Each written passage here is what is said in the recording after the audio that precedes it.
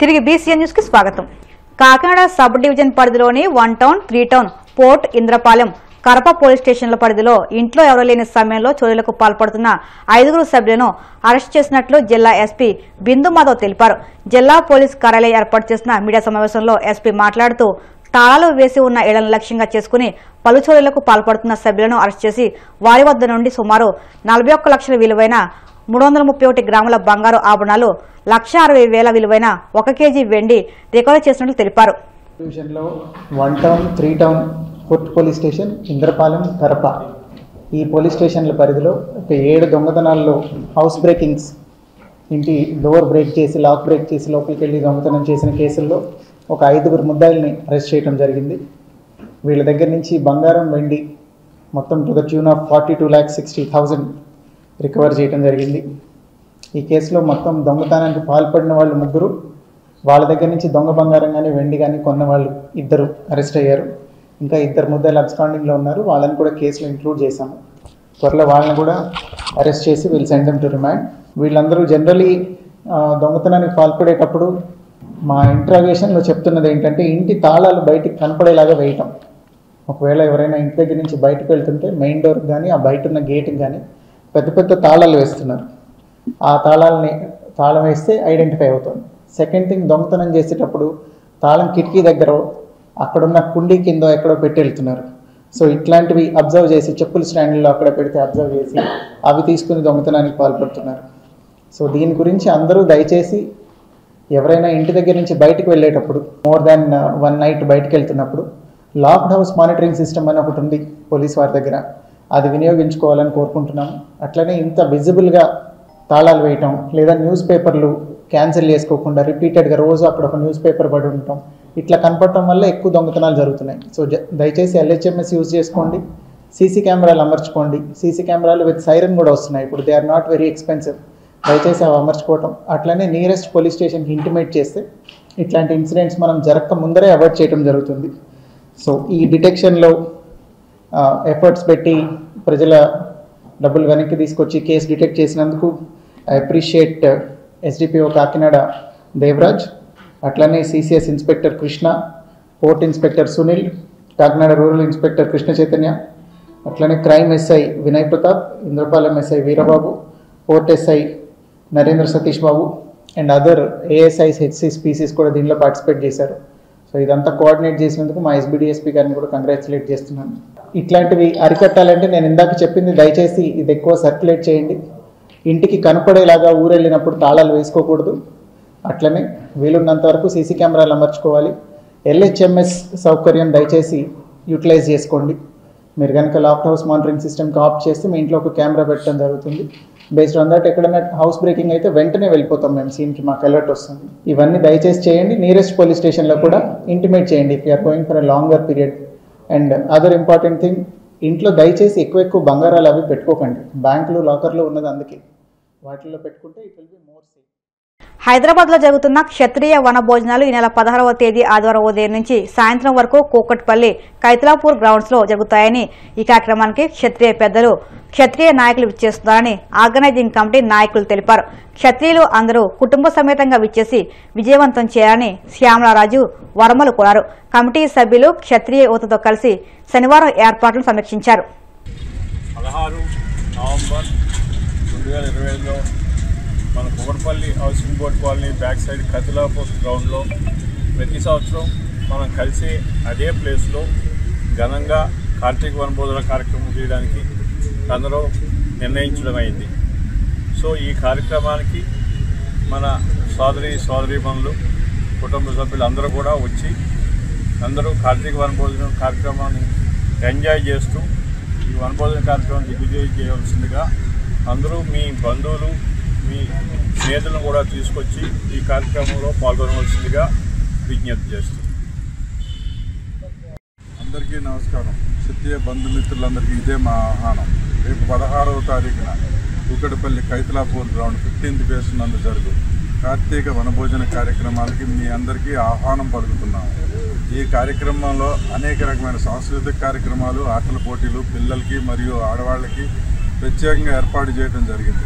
కావున మీరందరూ తప్పనిసరిగా ఈ కార్యక్రమానికి మీ బంధుమిత్రులందరితోని పాల్గొని ఈ కార్యక్రమాన్ని విజయవంతం చేయాలని కోరుకుంటున్నాము. ఇందులో కార్తీక వనభోజన కమిటీ శాంపుల్. పశ్చిమ గోదావరి జిల్లా భీమవరంలో ఆర్ఆర్ఆర్ ఏజెన్సీ ఆధ్వర్యంలో రిలయన్స్ వారి క్యాంప్ హోల్సేల్ రిటైల్ షాపును ఉండి నియోజకవర్గం వైసీపీ కన్వీనర్ పివిఎల్ నరసింహరాజు ప్రారంభించారు. ఈ కార్యక్రమంలో జనసేన ఉభయ గోదావరి జిల్లాల అధ్యక్షులు కొటికెలపూడి గోవిందరావు, పాలకోడేరు మండల మాజీ వైసీపీ అధ్యక్షులు చలబోయిన పాపారావు, విశాఖోడేరు సర్పంచ్ బొల్ల శ్రీనివాస్, గొరగరమూడి సర్పంచ్ గొట్టుముక్కల శివాజీరాజు, పాలకోడేరు మాజీ ఎంపీపీ పాల చలపతి, నామన మహేష్, వైసీపీ నాయకులు దుండి అశోక్, మాజీ సర్పంచ్ గాదిరాజు రామరాజు, వైసీపీ పట్టణ అధ్యక్షులు దొడ్డ రమేష్, దెడ్ల విమల, రవి, రుంజా రాజారావు, సరళ తదితరులు పాల్గొన్నారు.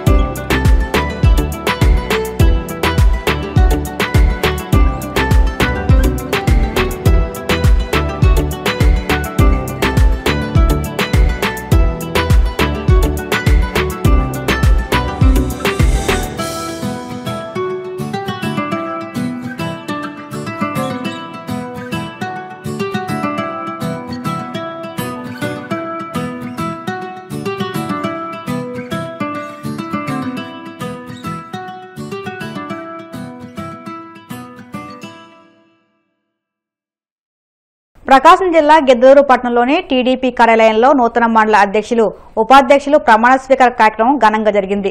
మండల కమిటీ అధ్యక్షులు, ఉపాధ్యక్షుల ప్రమాణ స్వీకార కార్యక్రమంలో ఎమ్మెల్యే అశోక్ రెడ్డి పాల్గొని మాట్లాడుతూ 25 ఏళ్ల తర్వాత గిద్దలూరులో టీడీపీ గెలుపునకు కృషి చేసిన అధ్యక్షులు అభినందించారు. భవిష్యత్తులోనూ పార్టీ బలోపేతానికి, గ్రామ అభివృద్ధికి నాయకులు కృషి చేయాలని ఆయన కోరారు.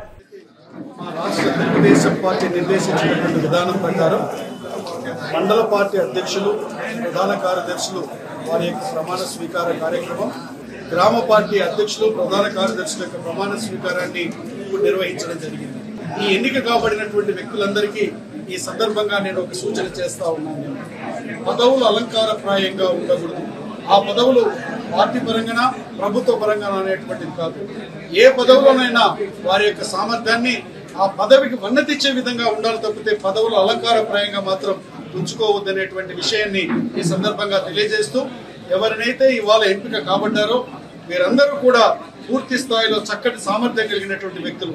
గతంలో ఇది విన్నింగ్ టీం. ఇది 5 సంవత్సరాలు కష్టపడి ఈ నియోజకవర్గంలో 25 సంవత్సరాల నుంచి మనకి ఏదైతే తెలుగుదేశం జెండా ఎగరలేదో ఆ తెలుగుదేశం జెండాని రెపరెపలాడించినటువంటి వ్యక్తులు, టీము ఈ యొక్క అధ్యక్ష, ప్రధాన కార్యదర్శులు ఈ సందర్భంగా తెలియజేస్తా ఉన్నాను. ఈ యొక్క పార్టీ కమిటీలు వ్యక్తులకందరికీ కూడా ఒక గురుతరమైనటువంటి బాధ్యత ఉంది. కారణం ఏంటంటే ఎన్డీఏ కూటమిలో తెలుగుదేశం పార్టీ అనేటువంటిది ఒక పెద్ద భాగస్వామిగా ఉంది. ఎన్నో ఎక్స్పెక్టేషన్స్ ఉంటాయి.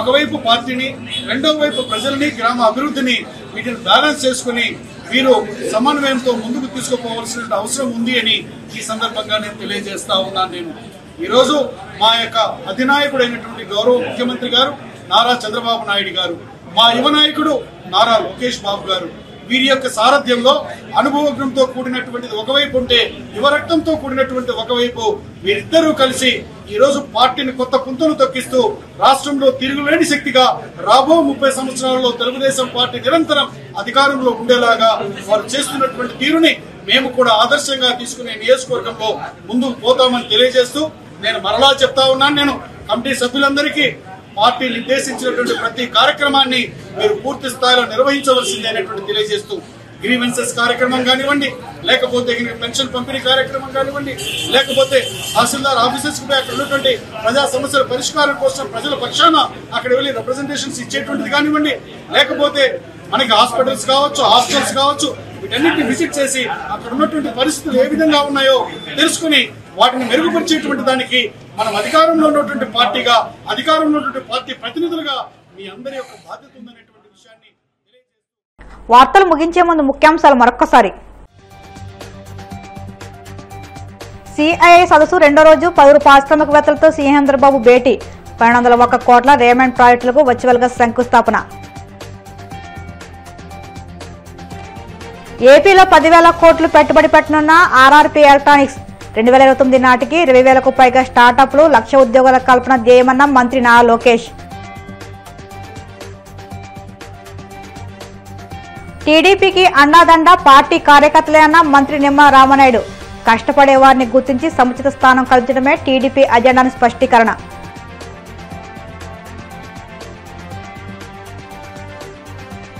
కల్తీ నెయ్యి పేరుతో తిరుమల వేదికగా కూటమి ప్రభుత్వం మరోసారి కుట్రలకు తెరలేపింది. వైసీపీ రాష్ట్ర ప్రధాన కార్యదర్శి ఎస్వి సతీష్ కుమార్ రెడ్డి ఆగ్రహం. ఈ వార్తలు ఇంతటితో సమాప్తం. మరిన్ని వార్తల కోసం BCN digital YouTube channel, Facebook పేజీని ఫాలో అవ్వండి. అప్డేట్ వార్తల కోసం ప్లీజ్ సబ్స్క్రైబ్.